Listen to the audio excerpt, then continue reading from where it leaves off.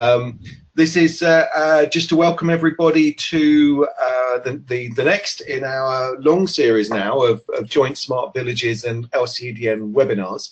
And this month we have a topic that we've not really dealt with before, and I think we're due a real treat in terms of a really, I think, interesting discussion around the topic today of energy access, education and young people. And we have four speakers this time. Just a quick word before we launch into today's session. Firstly is that this is a webinar series that's brought, as I said, between the LCEDN and Smart Villages. I'm going to pass over to Bernie, who will do an introduction from Smart Villages perspective in a moment. From the LCEDN perspective, we found these webinars have been a fantastic way of hearing about all sorts of different initiatives across the world in different facets of low carbon energy access and in the implications and impacts of low carbon energy access.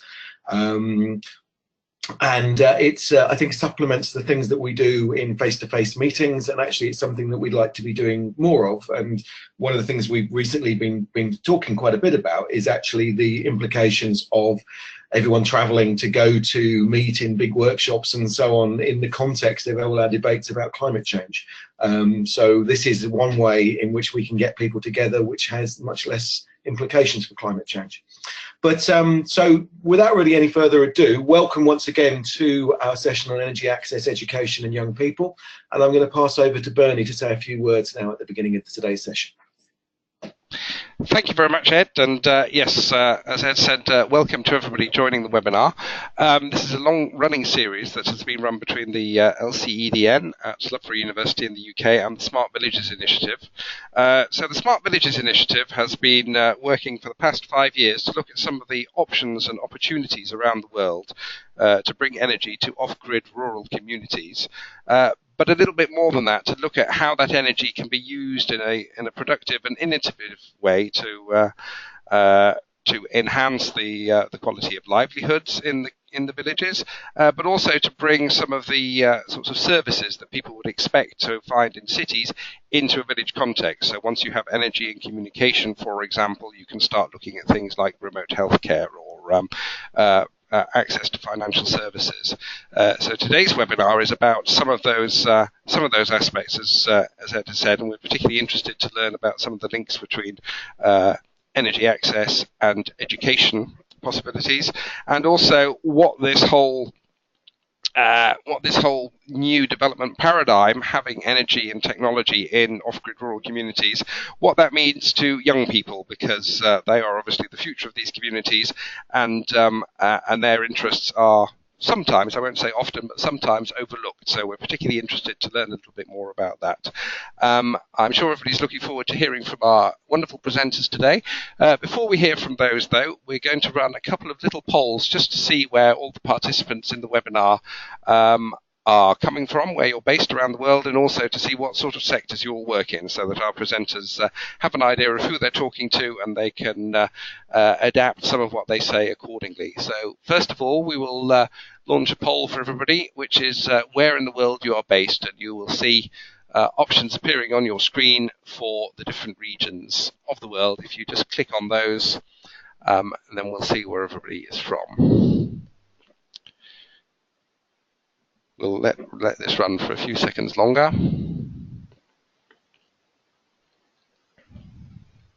Let it run for another 5 seconds. So we see we have pretty good coverage. The majority of people are from Europe and Africa, which I guess makes sense in terms of the time zone that we're holding this webinar in. But with quite a number as well from Asia Pacific and South Asia, and some of those early birds in the Americas joining us there as well. So the next poll is about people's professional backgrounds and what sort of sectors you work in. So again, the same sort of process. If you would all like to click on the relevant buttons on your screens, and we can see who's participating today.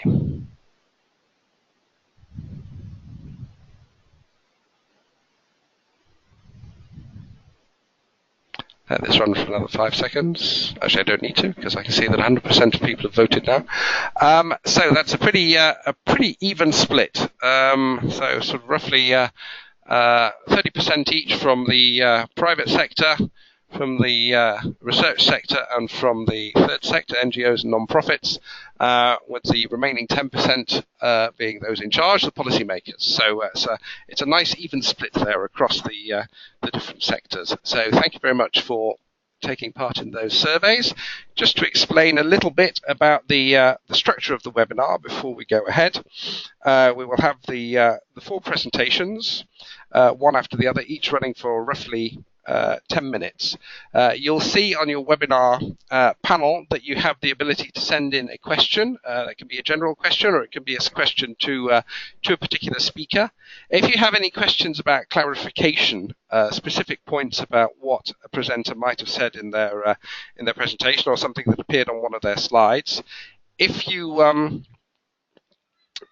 send that specific question during the presentation, we'll get presenters to answer that right at the end of their presentation, just as a very short answer before we then move ahead. If it's a more general question, though, or if you'd like to ask the clarification question a little bit later on, we'll get to all of that at the end. So after the 4 presenters have spoken, we will then throw the floor open, as it were, to a general question and answer session, where we will put the questions that people have sent in to the presenters, either to all of the presenters together, or if it's targeted at a particular presenter, to them, and you'll get a chance to hear how they will respond. At the very end of the webinar, there will be a little survey, which I hope you'll all be able to reply to, and we will then also put the recording of the webinar and people's presentations on a page of our website, the Smart Villages website at e4sv.org, and we will send all of the participants in the webinar a link to that as well.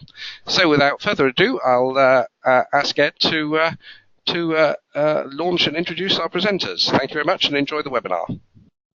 Thank you very much, Bernie, and welcome. There's a few people that have just recently joined us that will have missed the original introduction, so welcome to this webinar. There's now about 31 of us, but the numbers are creeping up all the time.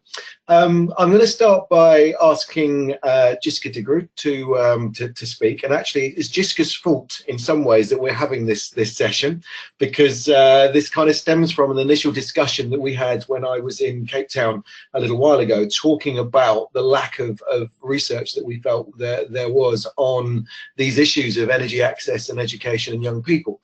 So I'm going to ask her to talk about some of the work that she and her colleagues at the University of Cape Town have been doing. So I shall hand over without any further ado to Jiska.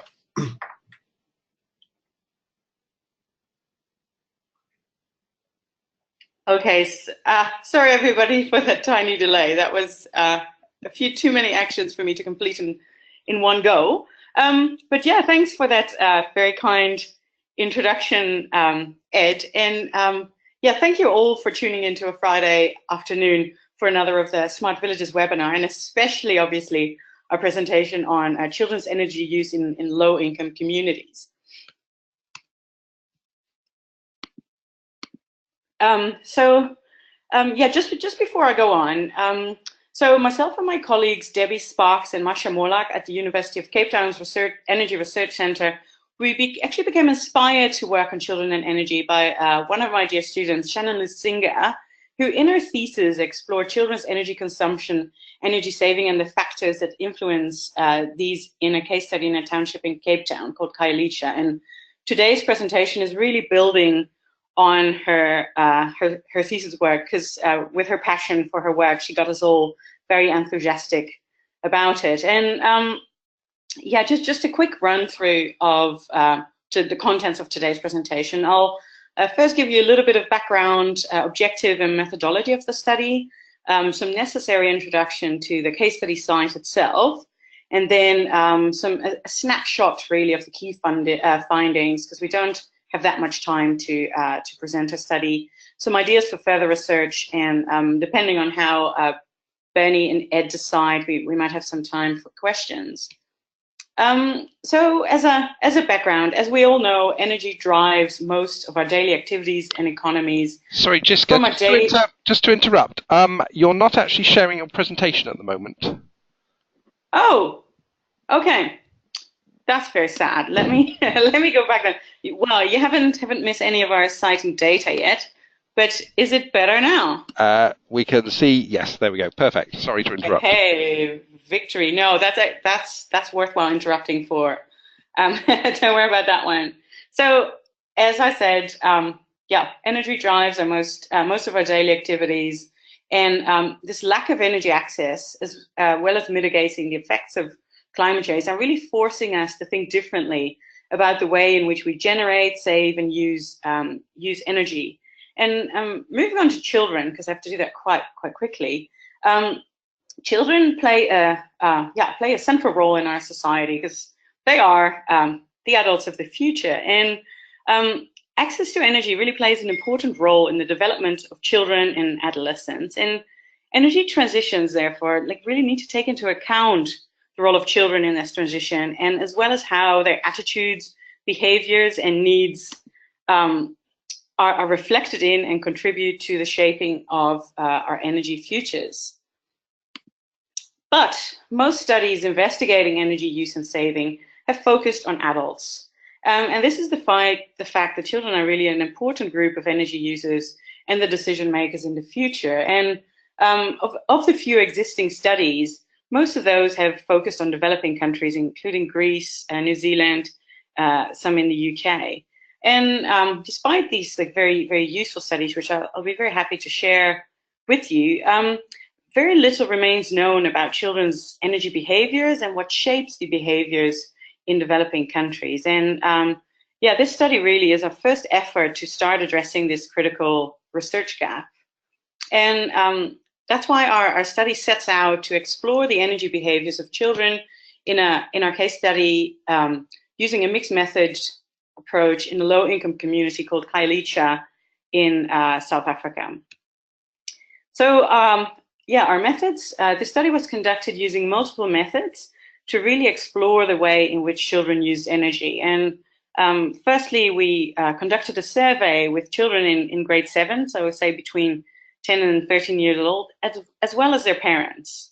So the parent survey was also important to get an idea of the home environment in which children used energy, and so that our activities with the children had as much depth as possible. So, for example, we already knew about household expenditure on energy or parent perceptions of energy savings.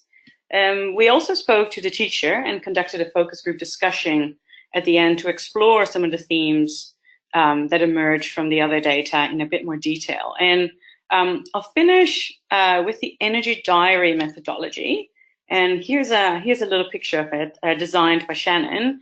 And this snapshot is exactly what we distributed to the children, and this one is accounting for a school day. So Shannon went through a lot of effort going to the school, a bond with the teacher team there to explain the diary to the teacher as well as the children. And after that, the children were asked to, for 1 week, write down their energy uses, including a description of how they used energy, B, where they used the energy, and C, which energy sources they used in these activities. And they were also asked about their energy savings. And then just before I can get to the data really is zooming in, I'll need to spend a few moments on South Africa as our case study country, as it provides an important context to the data presented. And I think at the core of this context is that South Africa is among one of the most unequal societies in the world, which is largely the result of the apartheid system. And as I heard, about half of our listeners today are from Africa, but this was the system of racial segregation that was only abandoned in 1994. And during that time, very few of South Africa's Black population had access to electricity. And since the end of the apartheid system, electrification rates increased immensely, from around 36% just a few years after its end to around 85% in 2015.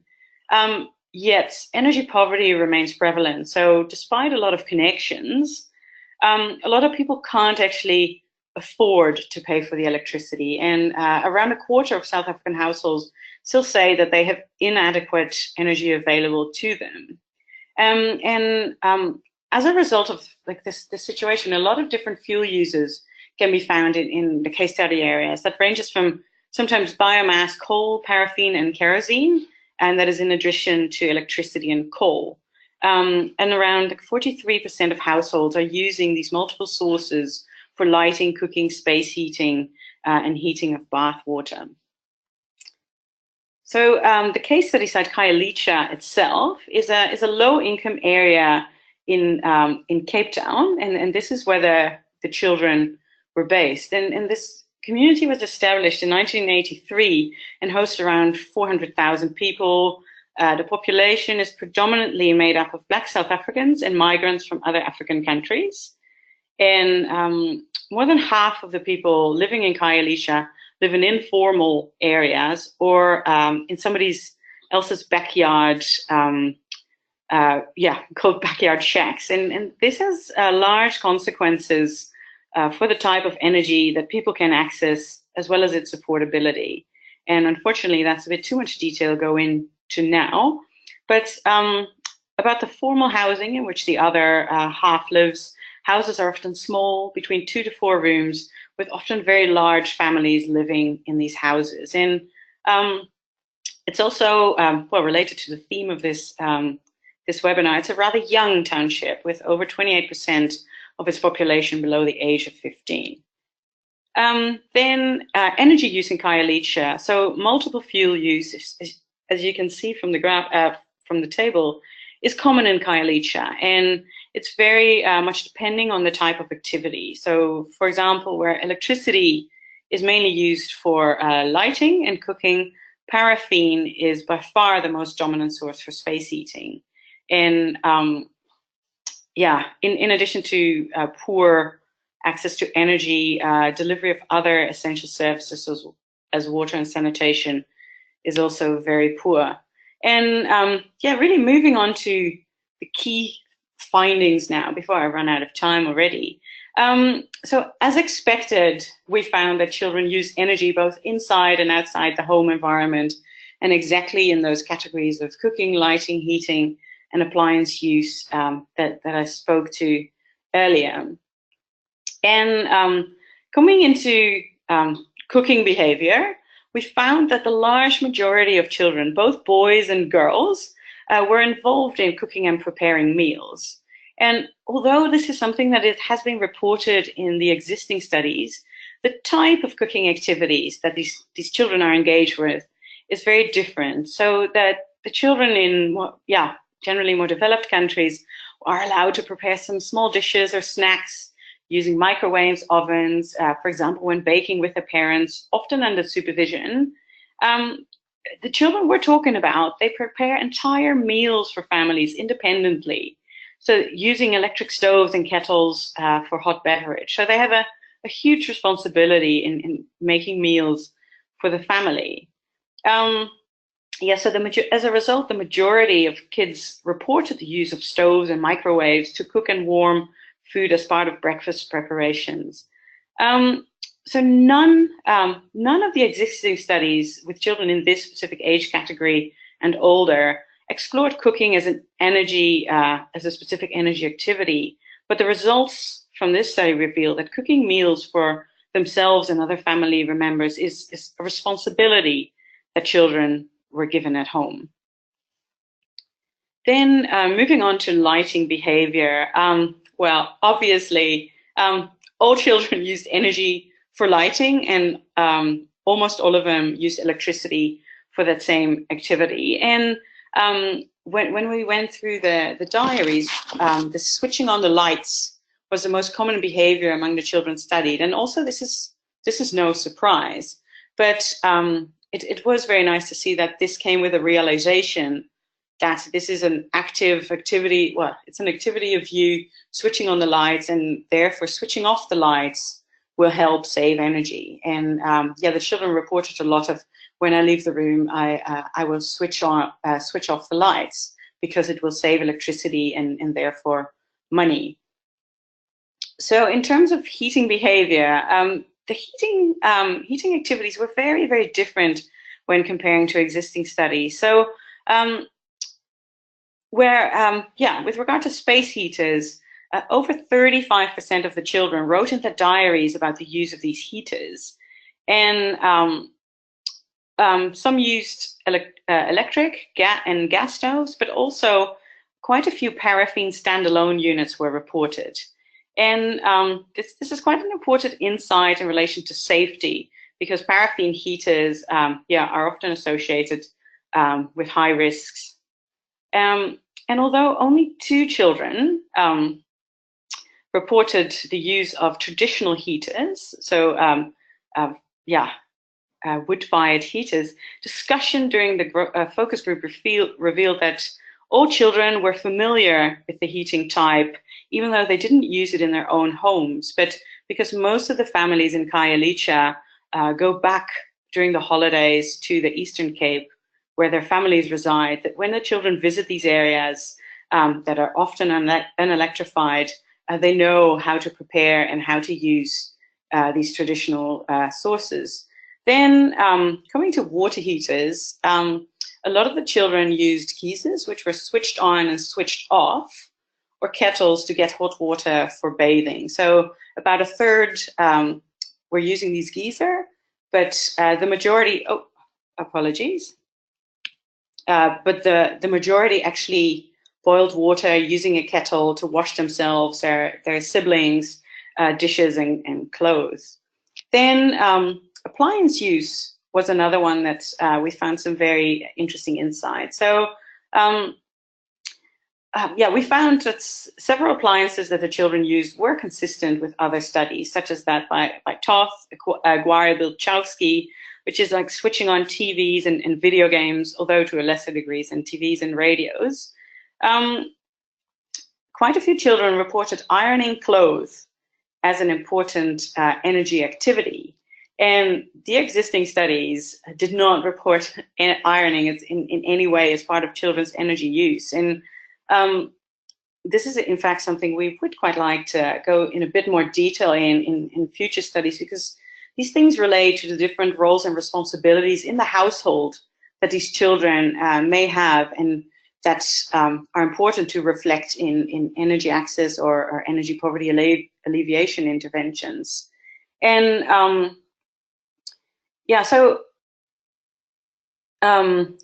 none of the existing studies really reported on this. And some children reported the use of hair dryers, but these were again very few. Then coming to computer as a specific appliance, even though the children had computer lessons at school, none of the children reported computer activities in their during the reporting period. And as part of this, so one of the things is that the computers were already started up when the children started using them, so they might not necessarily personalize their own energy activities outside the home environment. And this has been supported by several other studies. So for example, for future reference, like looking at the activities inside and outside the home in more detail, and how children internalize or externalize their energy behaviors would be very interesting, especially if you want to look at behavior change for more green behavior. 1 minute, Jiska. Yeah, almost done. So coming to the discussion, consistent with the relatively high electrification rate of South Africa compared to the rest of Africa, the findings from our study are really showing that children have access to multiple sources, electricity also being reported as the main fuel, and that they use a variety of appliances at home, at school, and at the church. And although some of these findings are also reported by others, things such as the ironing, the heating, and the cooking differ significantly from existing studies. And this really adds to the understanding of children's energy behaviors in a range of different contexts. And I spoke about these like different cooking behaviors before. This is something we would quite like to have further inquiries about. And also the different appliance uses. Yeah, to avoid being cut off by Bernie or Ed, really like going forward. So this study is really like, gives you a snapshot of what we've been doing in the past year on a research theme that we're trying to build on. And unfortunately, the time is too short to really go into great depth into our findings. But we're really looking to build further on this research theme, for example, in relation to different geographical, socioeconomic, policy, and cultural contexts. And as much as trying to show you some of the different behaviors in our case study side, we really hope that this could be like a kickoff for further collaboration with other people that are interested in joining us on this journey. And even though this is a Friday afternoon, we're really hoping that the people that are tuned in are actually very excited about this topic and yeah, are willing to further the discussion with us. So if you have any comments or queries, just don't hesitate to send me an email, and I'll also put you in touch with the rest of the theme, with the rest of the team.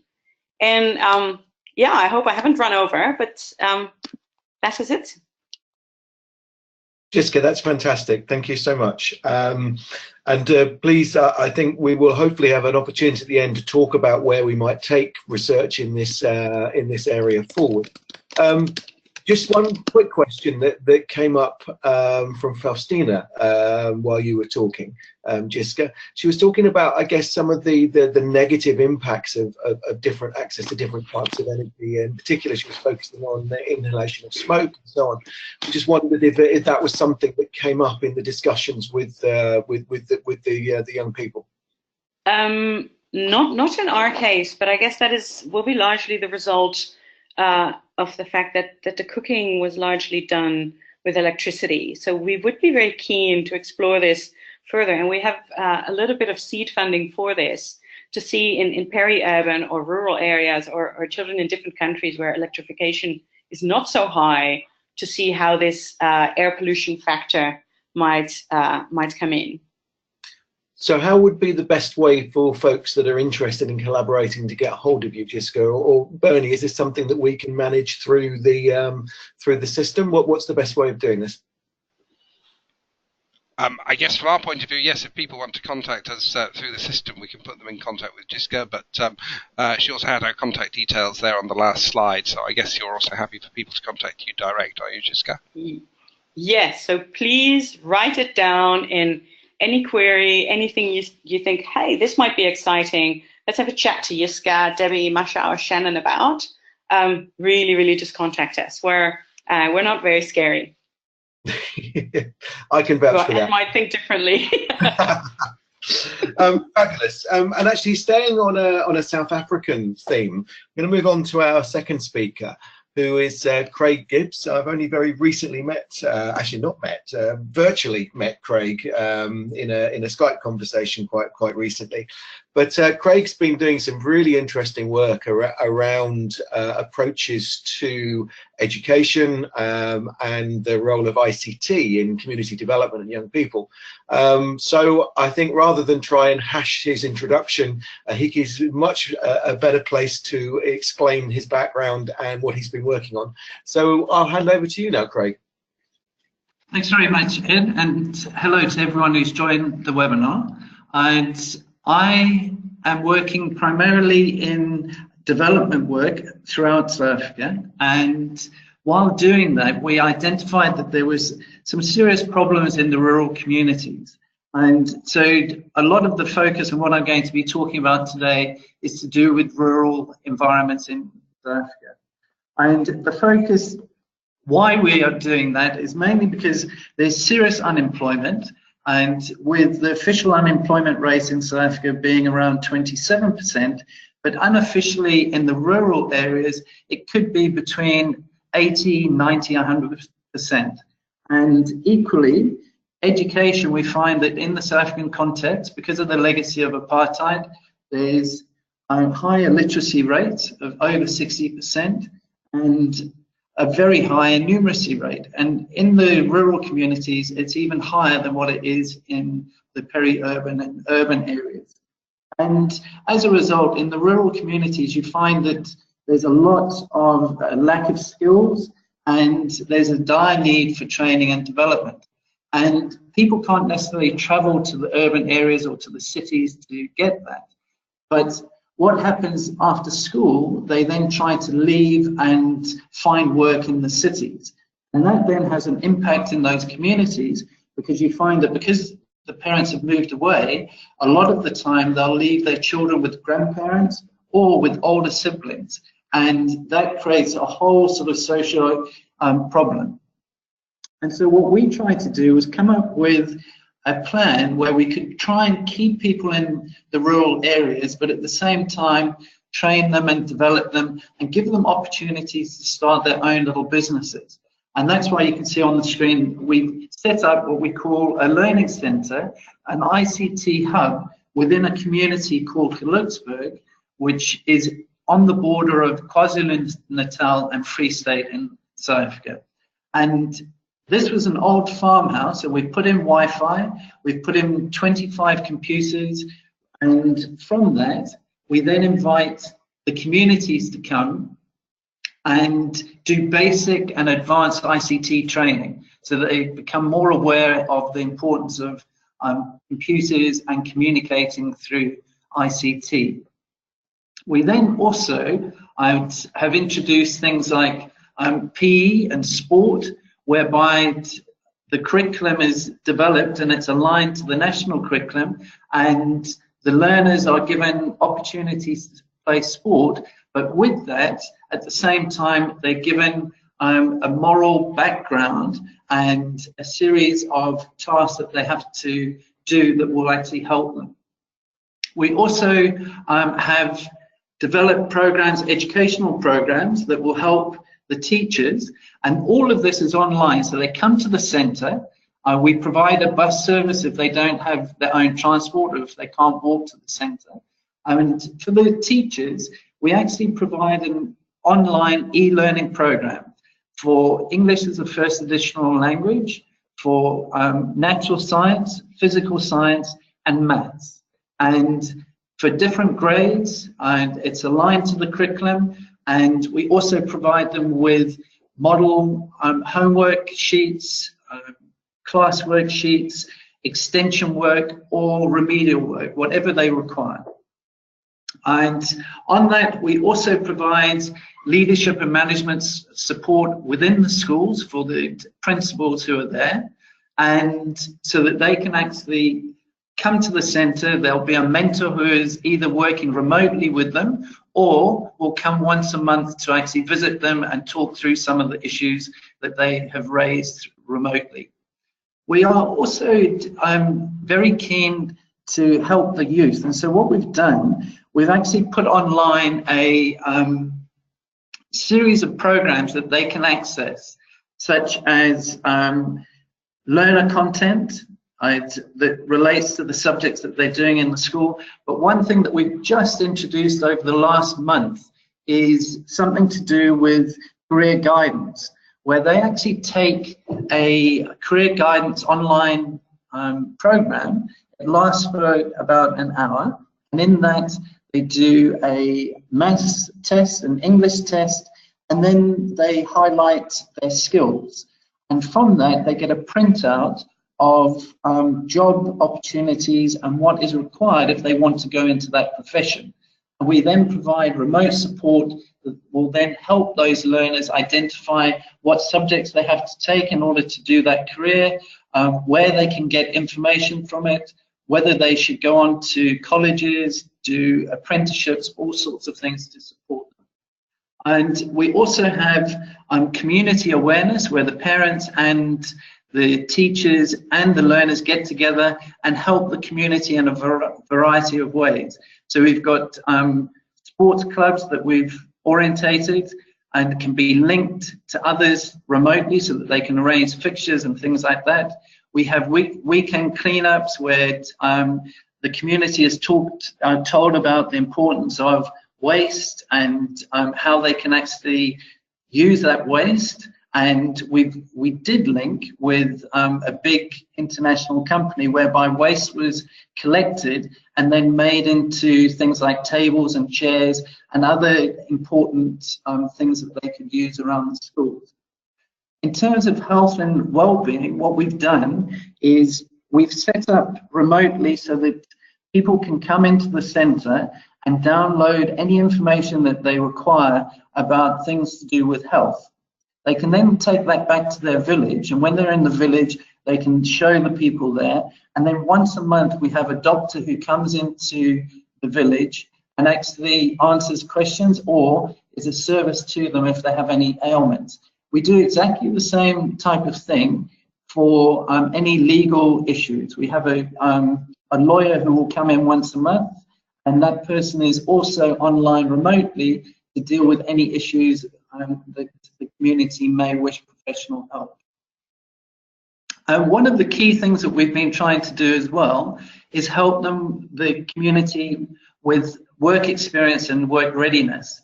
So we have a whole series of programs on basic things like how to open up bank accounts and how to write your CV, how to conduct how you conduct yourself in interviews. We also have programs on how you could seek funding to set up your own little business. And that's what we've done. We've set up little co-ops within the villages, and they come to the learning centre in order to help acquire information on how to do that. And so there's some of the key things that we've done, but the core to this is that we've set up a early childhood development centre, and we've trained local people on it, and we then help and support them remotely. And at the same time, we then bring people in every quarter or every month to help guide them, to train them, to tackle any issues that they may have encountered during the term. And what we're trying to do in order to make this sustainable is, in South Africa, every company has to use 1% of its profits for what they call community social investment. And as a result, we're trying to tap into corporates and small businesses who are interested in financing this type of initiative so that the training and development can take place and there's no threat of it closing down. Equally, once the small businesses have started to emerge and develop, their commitment to the Learning Centre and the ICT Hub is such that they will then donate some of their money to make sure that it carries on going. So have I got enough time to go on to the next slide? Sure, yeah, you've got about 2 minutes left. Okay, so what we are trying to do in terms of the community and the teachers and learners, we're looking at a model whereby we try and help them with their teacher content knowledge and to improve their pedagogy, their organisation and planning so that they grow in self-belief. And exactly the same with the learners. We're trying to introduce programs on life orientation, life skills, environmental skills, so that they become more confident within themselves. And this hopefully starts to tackle some of the social factors that are historically in our rural and urban communities in South Africa because of apartheid. So that's it, everyone. Thank you for listening. That's brilliant, Craig. Thank you ever so much. We'll kind of do some general questions towards the end. Just a couple of specifics that occur to me.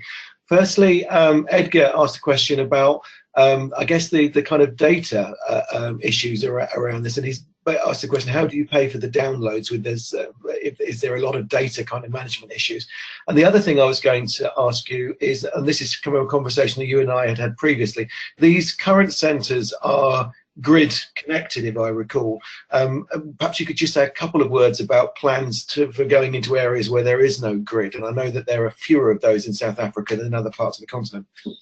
Okay, thanks, Ed. So firstly, in terms of the data, what we've done, we've sourced a local company whereby they've developed a microserver, and the microserver basically acts as a hard drive, and we put all the content onto that hard drive, and we also put in, it's got a 4G card on there, and we carry the data. So all the community has to do is come into the center, link to our Wi-Fi there, and they can upload whatever they want, and then they can take it back and use it offline. It's not live when they take it away from the center, but it is if they're working within the center. And then in answer to the second question, South Africa is slightly unique to the rest of Africa because most of the areas do have electricity, but when they're deep remote areas, they don't. And so what we're hoping to do is to link up with Ed and others so that we can actually utilize new developments in harnessing energy so that they can actually use it off grid. Perfect. Thank you very much for that, and we'll come back, I'm sure, to some of those issues. I'm now going to Bernie. Can you put the lead slide back up? Thank you very much. I think we now are going to have a double act, if I'm correct, with Joe and Amalia from the Loughborough University in London. And I think that one of the things we're moving on to here is a lot of what Craig was talking about is around the role of ICT and the role of communication in empowering young people.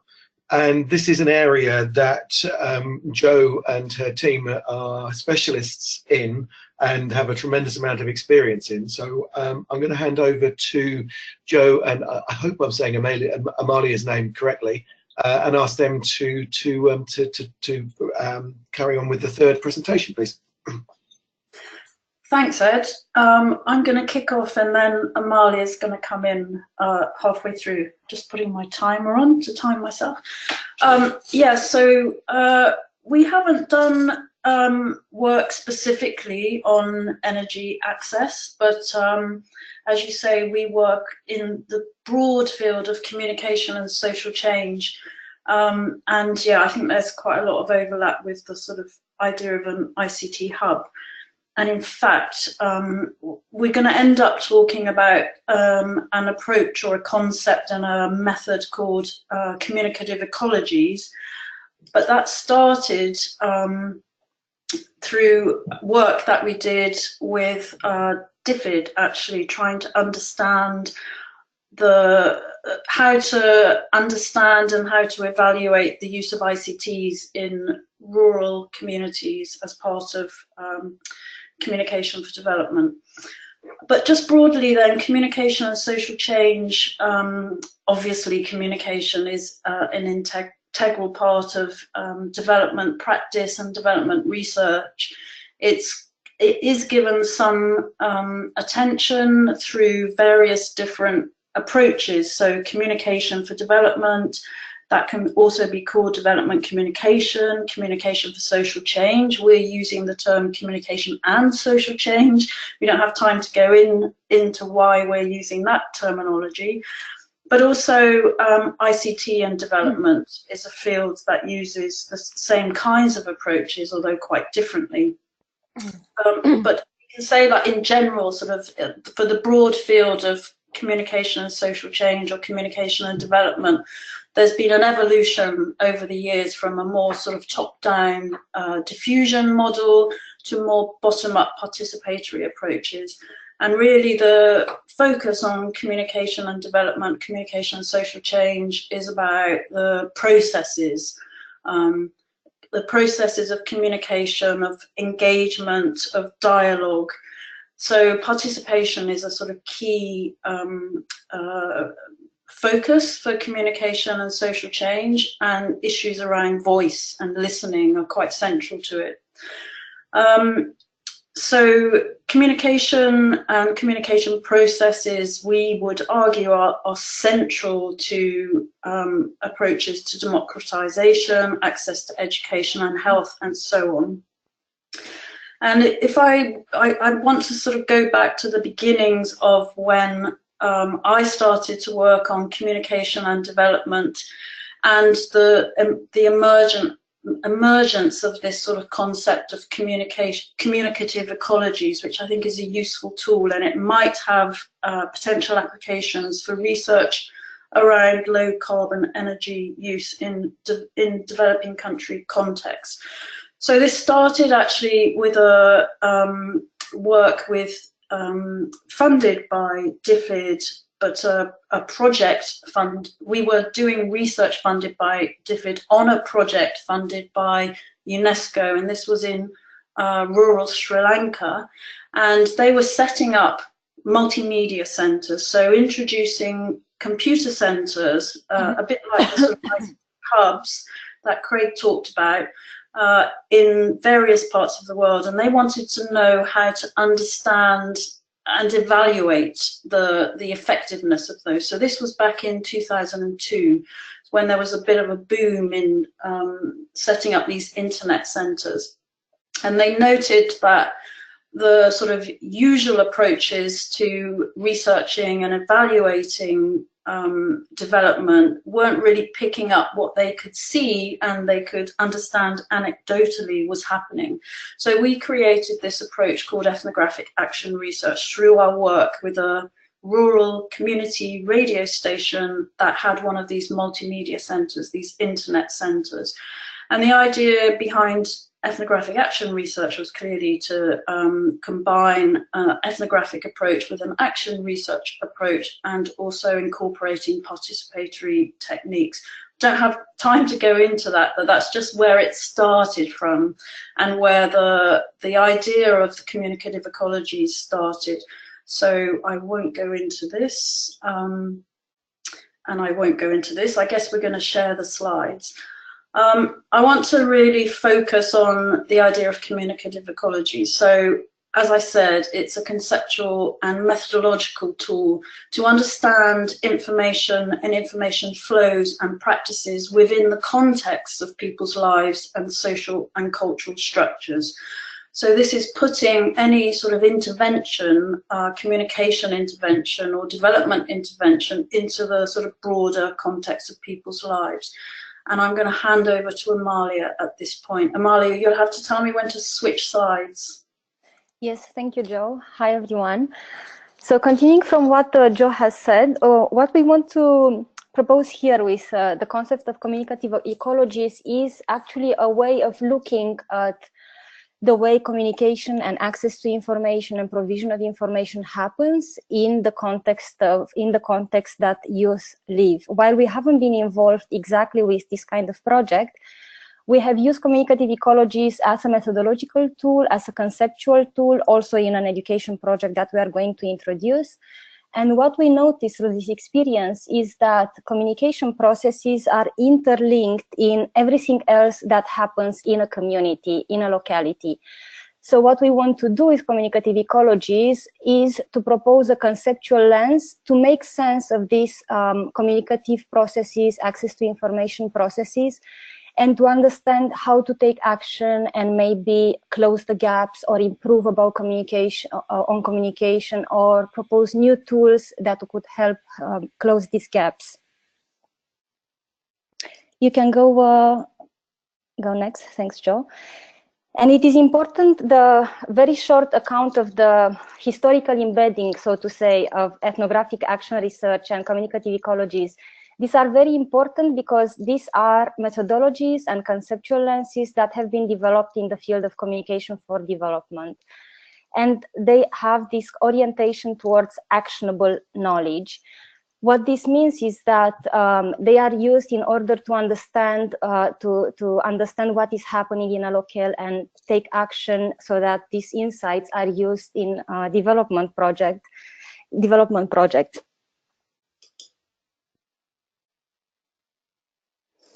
Some of the key questions that we ask, that we ask in this sort of projects are: focus first on the flows of information and communication that happen in a locality. And in here we aim to take a holistic approach. So looking at flows of information and communication that involve youth and all the other generations in a community, the resources that are available to some groups, the basis on which some groups have more resources than the others, maybe some groups are excluded on some matters. How are these resources used? And a focus on social networks, who communicates with whom, in which occasions, what role do media and communication tools play in forging or nurturing social networks? And I will give 2 examples of communicative ecology maps that come from early work in which Joe has been involved in Nepal. These examples come from Nepal. The project was Finding a Voice. And these maps that I'm going to show you show, on the one hand, that communicative ecologies can be seen at individual and at collective level. And second, that there are diverse communicative ecologies in a certain locality. For instance, what we see here on this slide is the communicative ecology of Thirali. And she is a household woman of 33. She doesn't use a lot of information technology media. She uses phone. Sometimes she listens to radio, and she prefers face-to-face communication. What we try to encapsulate in this map is a focus on the one hand, the media that people use, on the other, the social networks, and the content that they tend to vehiculate through this media. And in the second example, we have Sabita, who is a library volunteer. And we can see here that she has access to a lot more tools. She uses internet, she uses newspaper, TV, landline, phone, and so on. And we are speaking about 2 women that are from the same locality. However, their access to information is very different.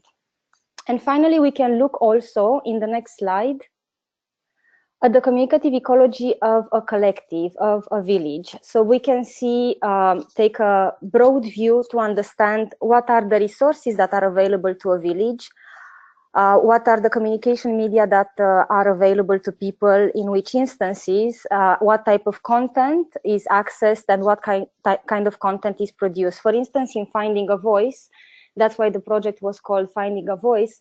The idea was that people may have had access to information, but they did not actually produce information. So this is something to that communicative ecologies mapping will put into evidence.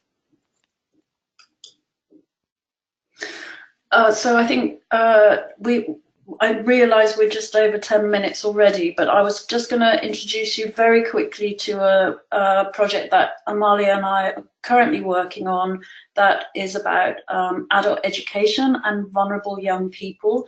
And we're leading a work package on communication for that project.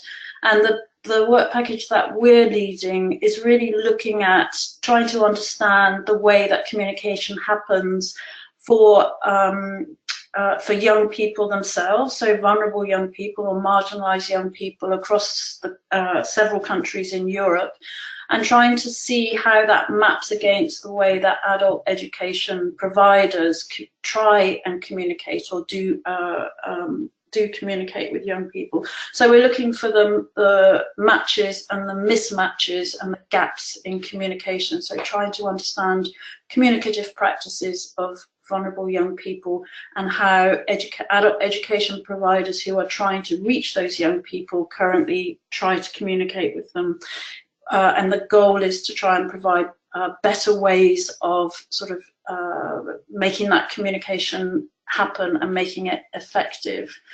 And I think we're sort of running out of time, but Amalia was going to briefly introduce an actual project in South Africa that also uses the communicative ecology approach. Do we have time to quickly introduce that, or should we stop now? Please do. I think it makes a nice further connection into the South African context, but also helps to kind of link all of the things to get all of the presentations together. So please carry on. Okay, over to you. Thank you. I'm certain Craig and the others in South Africa may have heard about Zenzeleni Limited or Zenzeleni Community Networks, or it is possible. It all started from an initiative led by the University of the Western Cape. So they put together a project in order to roll out a community network for voice services in a remote village, distributed village called Mankosi in the Eastern Cape. And the idea of the project was, on the one hand, to roll out this network, but because it was an externally initiated initiative for voice services, they wanted to understand how to make it sustainable. So how people could gain ownership of this network and could cooperate in leading it, in running it after the interventionist team would be gone. So they created this model that afterwards led to putting together the Zenzeleni Community Network Initiative. And their goal is to help remote villages and communities in South Africa and beyond to set up and to maintain community networks for voice services, all led through cooperatives that are community driven and populated by community. This is very, very shortly. And we brought it here as an example because it used ethnographic action research from the beginning. In order to, on the one hand, so it was a joint research and development project, so ethnographic action research was useful in order to gain community participation and to take action based on the data on a rolling basis, using also a thick description sort of approach to understand the locality and be able, through participatory techniques, to take action and understand how the initiative could be brought closer to the needs and interests and capacity of the community. I think we can close here. We are a little bit out of time. That's fantastic. Thank you so much. And I think actually there's been a really nice connection across all three of the presentations, and not just because of the South African context, but I think there's a lot of interest in the links between energy and communication and the lives of young people. And I think that it's particularly the last example that you drew is going to be really, I think, insightful in terms of thinking through some of the issues as we develop work in this area. So thank you all three of you thus far. We're now going to move to another organisation that's been working on issues to do with youth and energy issues, but in a very different national context, which is the context of India. And I'm going to pass over to Rachita, who's a senior program manager at the SELCO Foundation, and we have a partnership with the SELCO Foundation. Surubi is working with us at the moment here in the LCEDN office, so that makes a nice connection here. But so without any further ado, I will hand over to Rachita. Sure, thank you so much for that. So yeah, very rightly sort of introduction in terms of, I think the previous few presentations have flowed in well because they were covering more of an Africa context. But I think even though I'm presenting from a India context, I think the problems and the needs sort of remain similar. So I hope we can find still sort of connecting threads in what I'll be talking about. So I just wanted to start off by giving a little bit of an introduction of where we're coming from, which will, I think, help sort of build a context of the particular projects that I'll be discussing through this presentation.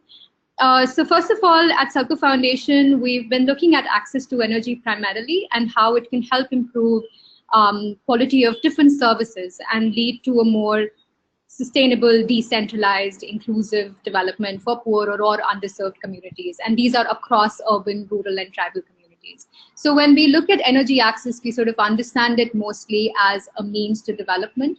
And primarily what we do in SELCO is try to understand how energy links to education services, to provision of health, a more decentralized health services, to how it can spur livelihood activities by reducing drudgery, by increasing productivity, or even just how it sort of helps households live a better, improve their well-being in terms of a day-to-day context. Some other background, I think one of the key things to our work has been that we realized that when we're looking at each of this service delivery with low-income communities or underserved communities, usually there is an understanding that the pyramid or the bottom of the pyramid can be easily divided into low-income, a low-income group. But we feel that it's actually not such a homogeneous income bracket, and we need to further understand it on the basis of low income, very low income, and abject poverty, because accordingly the social dynamics, the political dynamics, and of course the economic dynamics change drastically. So we need to keep in mind accordingly what is the technical solution that we offer. How do we sort of couple it with the right sort of financing or financial solution, and how do we keep in mind their social linkages as well. To sort of go on that a little deeper, just to give you an example, is that when we look at, say, education and skill building, which is primarily the two things that I will be talking about today, these are just some of the examples on how the education and skill building models need to change from rural or remote communities to more urban migratory communities, to tribal communities, children who have disabilities, whether it's learning disabilities or physical disabilities, to locations or geographies which are more disaster prone.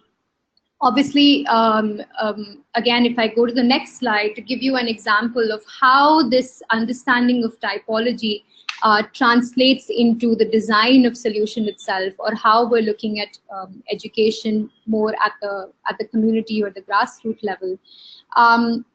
There are two things that I wanted to highlight here. One is obviously when we're looking at energy access from a very selfish perspective, from SELCO's perspective, we try to understand the link of technology there, the link of, more importantly, efficient technology there.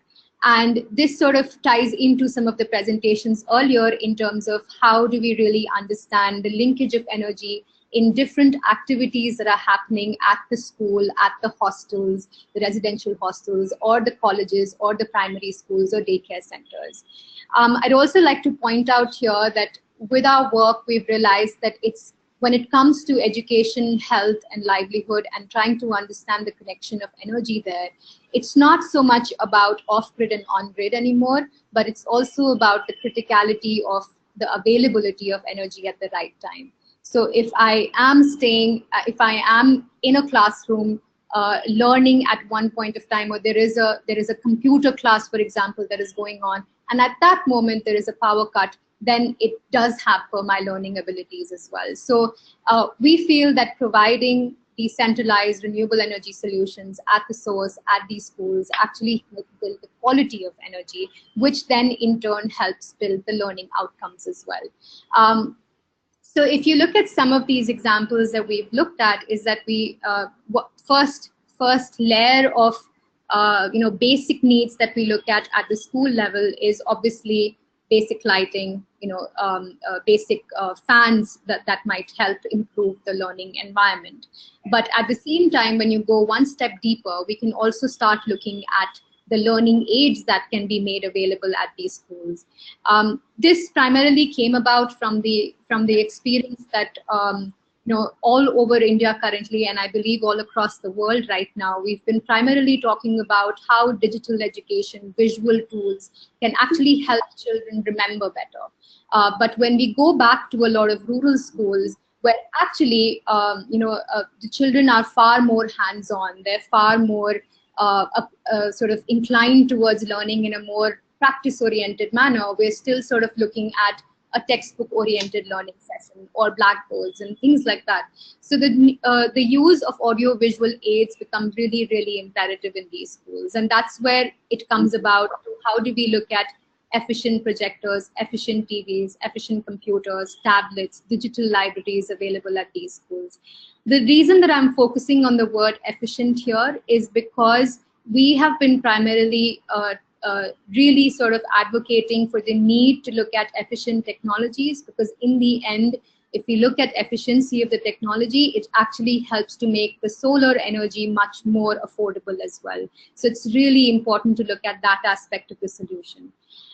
In addition to in addition to these more education-oriented needs of these of the schools, we have also been looking at what are the infrastructure needs. So whether it's water pumps, which is just for water storage, to water purification systems, and even in the kitchens of these schools, where a lot of the times mixers and grinders are used to prepare different sort of meals for these children. The second thing that I wanted to talk about was, on the one hand, while we look at technology, it's important to also understand that when we are talking about access to energy and access to education, it's important to actually look at the innovation upon the delivery model, because that's primarily the reason that these technologies don't exist in these schools. It's not like projectors don't exist. It's not like light doesn't exist, but it's about how do we make it accessible. So we've looked at a couple of models in that manner. One of the things that we looked at is actually using light as an incentive for children to come to school itself. We have had a school that serves as a charging station where children come in every day to charge small pocket-sized batteries, and then they can take these batteries back to their homes, plug it into their study lamps, and they have light every day in the night. This is sort of inspired by one of the government programs in India called the Midday Meal Scheme, where it was primarily to actually encourage more nutritious food for children, especially in their early growing days. And the school was a place where they would get piping hot meals, and the parents would send their children to school because they were getting nutritious meals in the school. So we tried to sort of adopt the same program, use that analogy, and see if energy can be an incentive for parents to send children to school, because attendance and dropout is itself a huge issue in rural areas. The second model that we looked at in actually using, working more on the delivery model, was actually having a mobile computer lab, where a bus was actually loaded with solar panels on top. The inside of the bus was completely transformed as a computer lab. And why we feel this was particularly an innovation is because teachers is a huge lack of resource in very rural and remote areas. So this way, what we were able to do was actually partner with education organization who had, say, one teacher who could now go to 8, 9, or even 10 schools in a month, maybe once a week, depending on his or her schedule and the schedule of the schools nearby, with one infrastructure, one mobile infrastructure. So it reduces drastically the cost of delivering the education service, so to say, but more importantly, it keeps in mind the lack of human resource, because in the end, if we went about doing one computer lab in each of the schools, it actually wouldn't have made the impact because of the lack in the teacher itself, who could be teaching how to use computers itself. The third delivery model, which was more keeping in mind that there are a lot of communities who require more flexible solutions, who are transitionary, who move from one place to the other, who require quick structures that come in momentarily when there is a labor camp, when there is a disaster relief camp, in which case we need to keep in mind that there needs to be not more permanent infrastructure, but portable or flexible infrastructure. So that's something, again, that we've been looking at in terms of innovation on the technology or the delivery model itself. To go into detail for one specific model, which is a digital education program, something that we spoke about earlier, which was how do we look at audiovisual aids. Again, what I'd like to point out is that when we couldn't just look at providing a projector or an efficient TV in a school and just assume that because of that, because of the access to technology and access to energy, there will be improvement in learning as well. So we actually combined that together by bringing in partners who could build in appropriate content and who could actually provide training for teachers as well on how to use the content. So in addition to children having access to more visual media, which was in their vernacular language, something that they could relate to, the teacher could actually use the content to plan their lessons better as well. So it was, in the end, what we found out, we've done around 1,400 or 1,500 odd schools across the country right now. And what we've realized over a time is that the teachers, the principals, the headmasters in this school vouch for this technology, not because of it being, for them it's not a solution which brings in sustainable energy, but it's something that helps their students perform better and their teachers perform better as well. So just wanted to again say that one of the ways that we, or the way that we work in SELCO is to actually come up with these models similar to what I described earlier, and then push different players to actually take them up and replicate and scale them. So the idea is that we almost work as a very implementation-based R&D lab for, in this case, NGOs who are already in the education sector. So when we look at each of the solutions, I don't know if you can see my cursor here, but when we try and develop technologies, financial models, human resource development models, the policy implications of this, the sort of content that we're working on, we try and then transform that and push the players that will take each of those models forward. So for example, when we're looking at technology, we work with technology providers to make the most efficient projectors possible, make sure that they have the working capital, that they are able to scale and make these technologies available to each of the local government schools that we're talking about, or rural schools that we're talking about. We work with NGOs to make sure the teachers are being trained properly. We make sure that the panchayat is able to leverage the right funds to look into making these funds available for the local government schools. And obviously we make sure that the content is not something which is very alien to the children, but something that they can relate to. The second aspect of the work that I wanted to speak about was, soon we have also realized that education actually obviously is one thing that we can catalyze further by making energy accessible, but the other aspect is also how the education is delivered actually influences the clean energy supply chain. We've realized that when we work in rural areas, working on technology innovations for the rural needs, for the tribal needs, trying to bring about innovators, entrepreneurs who are grassroots, who are vernacular, we need to look at their foundations being in a way, their thinking foundations being in a way that they grow up to be problem solvers.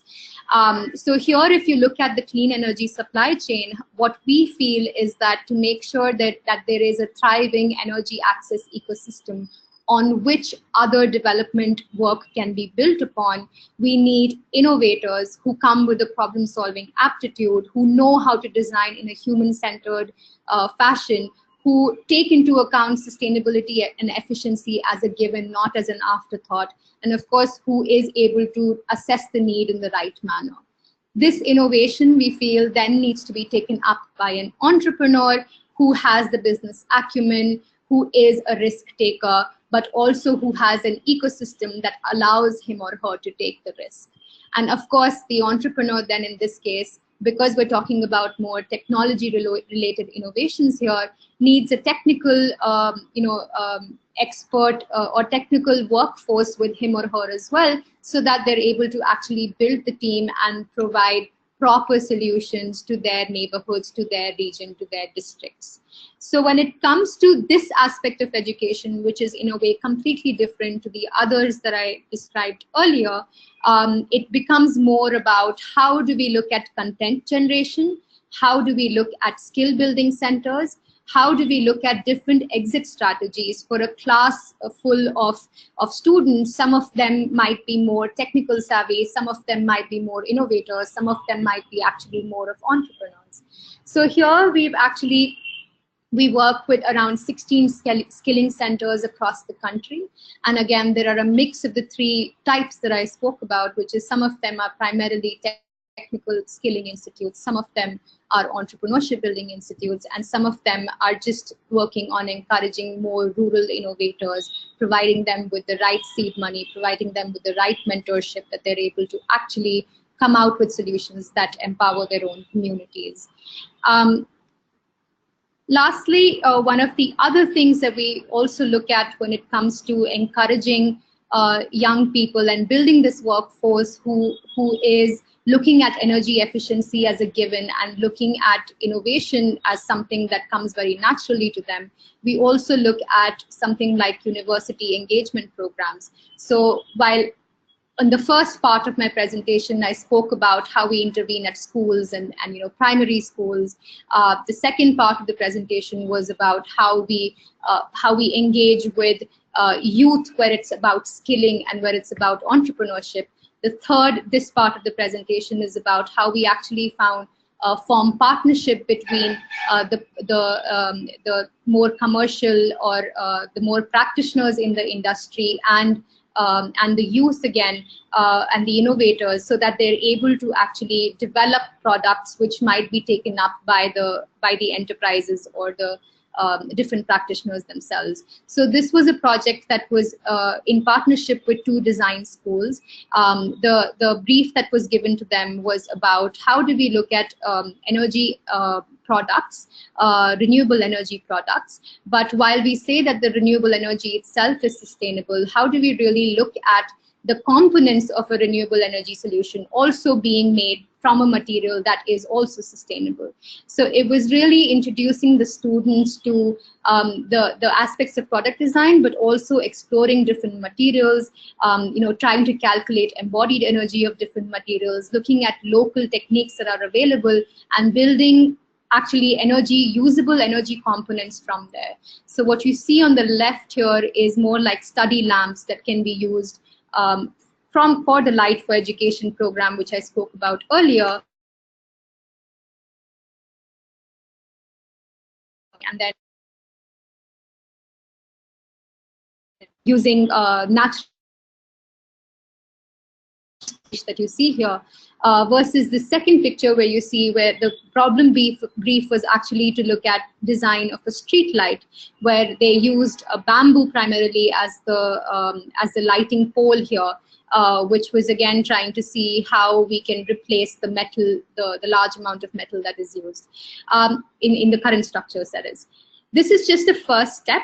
Of course, the panels themselves, the battery box, the luminaries, all of the things still we need to look at. But this was just the first step to trigger that thought process among students that we need to question the materials that we look at. Even though we are saying it's generating sustainable energy, the material itself or the production of that material itself might not be sustainable. So how do we really challenge that? Of course, each of these schools was able to take this project forward by looking at or incorporating these ideas of sustainable material embodied energy in other product design activities, which we feel that is still a huge step, because that is a need of the hour as well, to really start seeing how are we manufacturing and our manufacturing processes, so it's not creating a waste day to day. So just in terms of I know that covered a vast array of topics here in terms of how we look at energy education and engaging with the youth here. But just 3 things that I would like to sort of end with or summarize with is one thing that we really want to reiterate is that energy is just a means to facilitate better education. But obviously that means that on the side we need to be able to strengthen the other ecosystem factors, like the human capacity of the teachers, to the content that is available, to the financing that is available to the schools as well. And that would ensure the sustainability of the project, but also how much impact we're able to drive by actually making that technology or energy accessible. That leads to the second point, which is that when we're looking at education models, we need to look at it more holistically, where again, it's not just about technology, but actually relating that technology to the particular context. And the third is obviously that when we're looking at delivery of education itself, then we need to also look at it as how we're helping build the workforce for the future, a workforce that is not just employees of someone, but also employers in their current areas where they're living. And that means that we design content, we design the infrastructure in a manner that exposes them to different avenues, which is something that we can also bring in by making energy accessible. I'm sorry, I hope I didn't take too much of the time, and that I was able to cover it, and I'd be happy to answer any questions. Thank you very much, Rachita. I think it's been a fantastic series of presentations with many issues that are in common.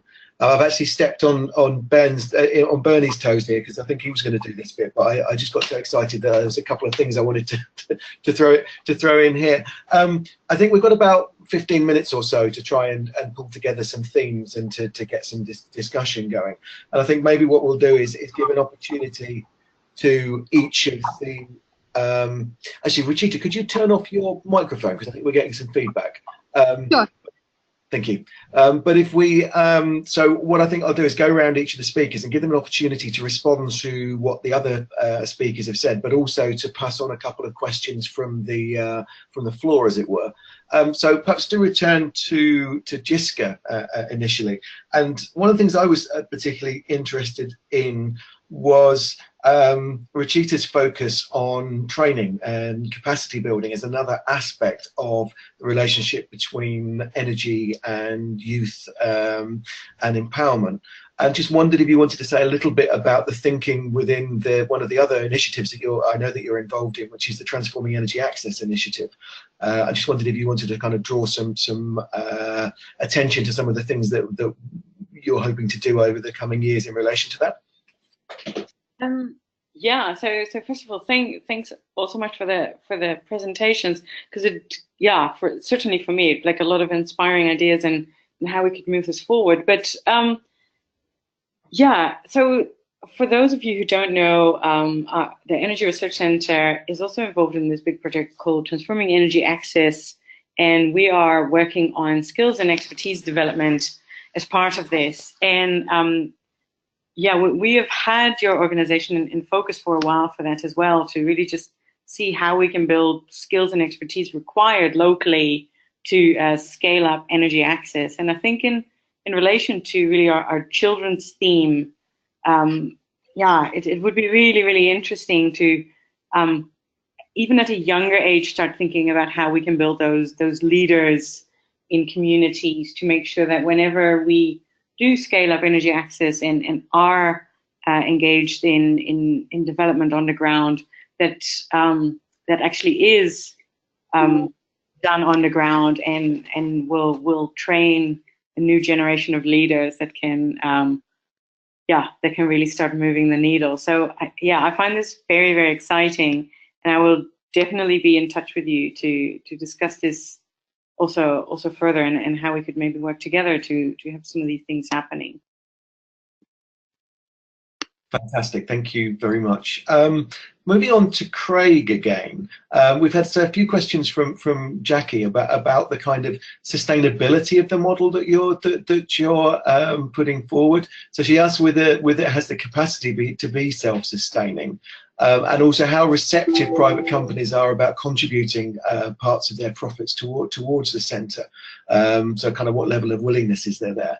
So I wonder if you could address that, but also more generally about perhaps some response to the other presentations as well, Craig.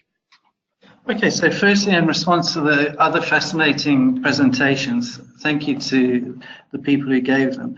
I think that the whole idea of training and empowering people is really critical, and offering them skills, as both Jiska and Rachita were saying. And I think my presentation was emphasizing that as well. And I think in the energy sphere, there's a big opportunity, especially in rural communities, for that to be developed.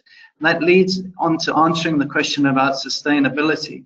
One, in the South African context, it is compulsory for corporates to use up their 1% profit in terms of corporate social investment.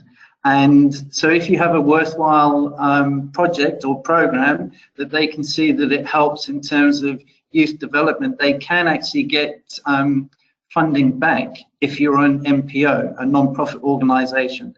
And we've already had, about 30 kilometers from the village that I was describing, there's a motorway, and on the motorway there's an ultra-city service station that has restaurants, a little motel and other things there, and they're looking to link to the village in terms of opportunities that the village may be able to provide them in terms of training, development, sourcing different things. And so that's generating small businesses, possibility of food, services, all sorts of things. So I think there is scope for sustainability, and it's really making sure that when you select the small businesses that generate from the hub, that they are relevant, and also they don't require too much expenditure initially.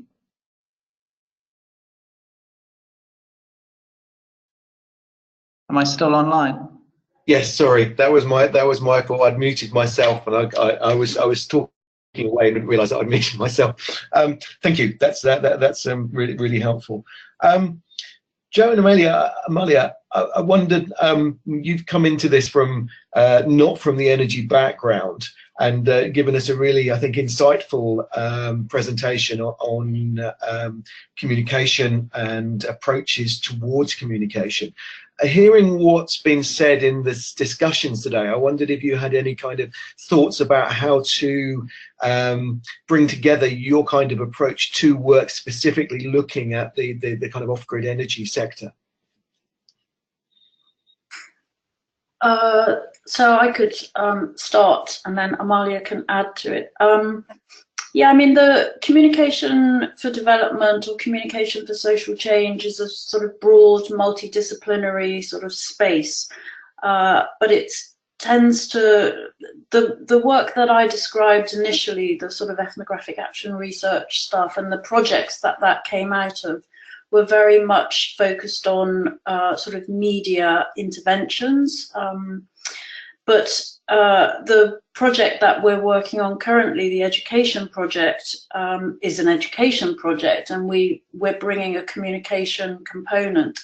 And for communication and social change, the approach is really about engagement, so community engagement, dialogue, and, well, what you might call empowerment. We tend not to use that word, but essentially that's what we're working on. So I think a communication perspective can definitely be useful, and I can see how from the presentations it's already sort of there in the projects that were described, but it could be something that with a particular focus on communication could be perhaps brought out, with very much remembering that communication and social change, or communication and development, is about engagement and dialogue. Amalia might want to add something.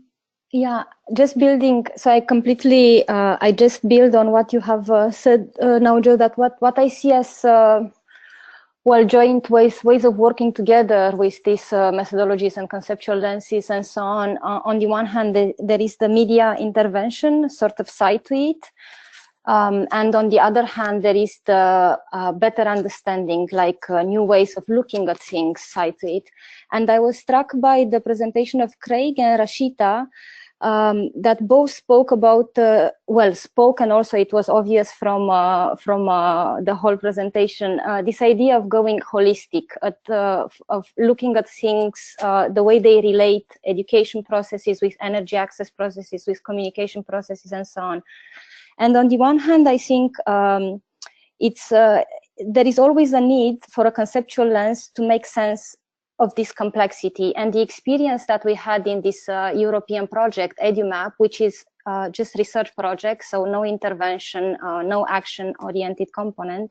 And the experience we had together with our adult education colleagues working in this interdisciplinary project was that we could understand things that they have been working on for maybe tens of years, but by looking from a different light at these things, they could understand what really did not work. Like, for example, the idea of educational pathways for youth, and taking this communicative ecology sort of perspective, looking at the supply and use side of education, and where was it that education providers didn't really reach out to vulnerable youth, we could understand where the mismatch was. Like, in some context, it was in terms of access to media. In other, it was in terms of actually human mediators missing. And in others, they were like completely cut off and so on. So yeah, this is just to summarize now. This is one of the things that I see as potentially very interesting way to put these things together. Thank you very much. I guess one of the things that occurs to me when thinking through these issues is it's very easy to get funding for projects that are about technology or about business models or getting companies operating effectively. I say easy, it's not massively easy, but it's where the funding tends to be located. One of the things we found very difficult is getting funding for projects that involve more about people's time and capacity. And I think one of the things looking at these kinds of approaches that Joe's been talking about is perhaps the demand, the heavy demands that there are for people's time in terms of investing in them, which is obviously what development is all about. But it's tricky sometimes, I think, in terms of the relative balance of what you can get project funding for. I just wondered, Rachita, whether that's something that you've come across with SELCO Foundation as well, and how you actually are able to fund the kind of close collaborations with communities that the kinds of approaches that we're, I think, putting forward here demand generally. Sure. Yeah, I mean, you're absolutely right in terms of there is a trend in trying to, in more willingness to put money in infrastructure projects and not so much in the softer aspects.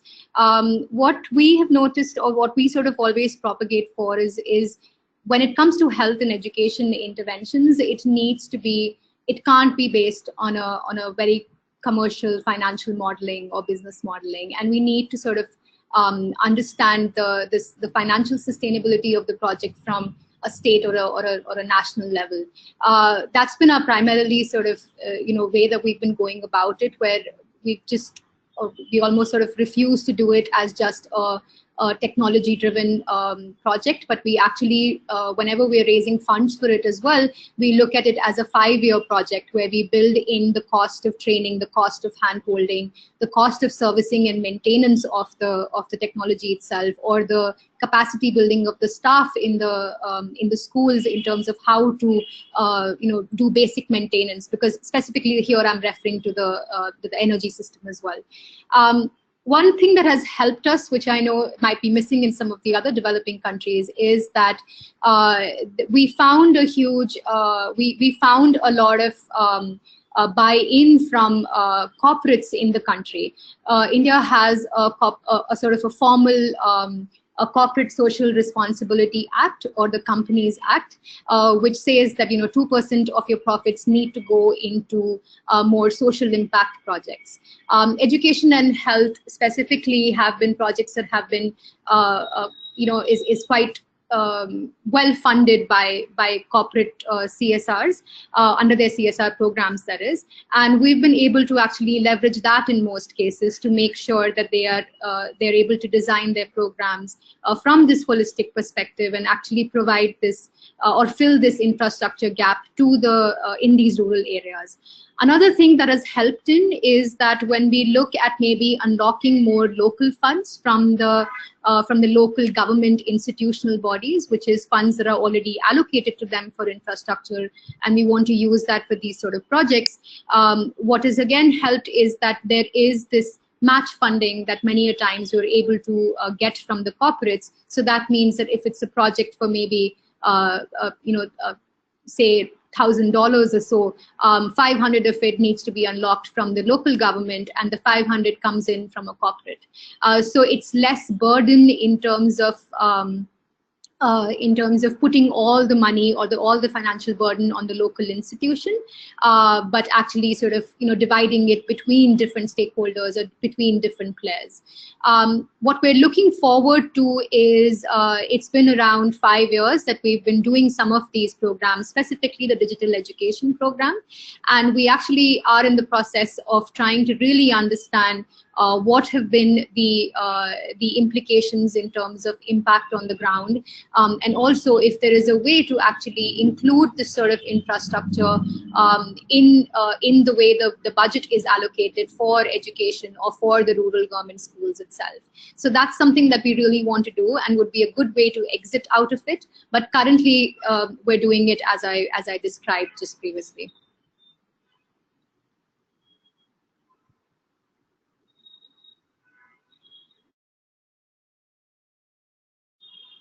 Sorry, Bernie, are you there? I'm here. I think Ed muted himself. Yeah, I've just been communicating with you, and I just suggested you did the final summary now, but you obviously didn't see my message. Bernie, do you want to bring things to a close? Yes, absolutely. There are actually a couple more questions, and I think we could cheerfully have everybody conducting a further discussion, but we are half an hour over time, so it's only fair, I think, that we bring this to a close.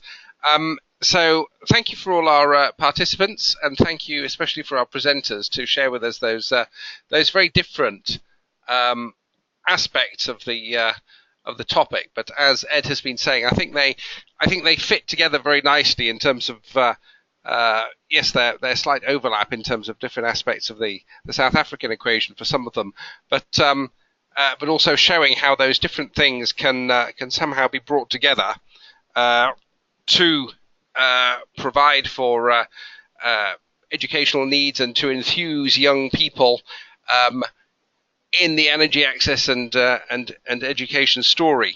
And I think an interesting issue for us to explore further, maybe in some other webinar, would be the extent to which exposure to some of these innovative technologies makes the youth, the young community, the young of the community who are interacting with them, more interested in being entrepreneurial and interacting with those technologies themselves in the future. And that's one of the things, I guess, that much longer engagement with those communities is necessary for, to see those outcomes. But in the meantime, I'd like to thank all of our presenters. We will be making the recording of this webinar and the various presentations available on our website, e4sv.org. And you will see a link to that being emailed out to you after the webinar has been concluded. So thank you all very much for participating, and we look forward very much to you joining us for one of our future webinars. Watch this space and we'll let you know what those are about. So thank you very much. Enjoy the rest of your day wherever in the world you're based, and we'll be in touch with you very soon.